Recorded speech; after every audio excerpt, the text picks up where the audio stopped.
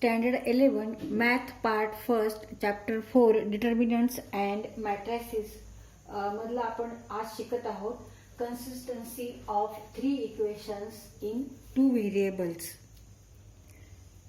Here a1x plus b1y plus c1 equal to 0, a2x plus b2y plus c2 equal to 0 and a3x plus b3y plus c3 equal to 0. Now these three equations are linear equation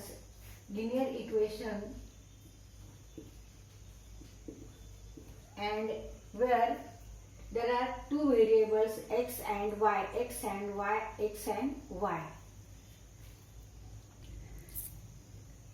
These are three equations are linear equations in two variables x and y.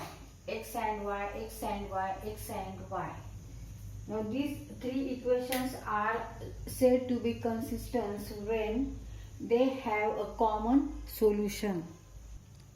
These three linear equations are said to be consistent if they have common solution.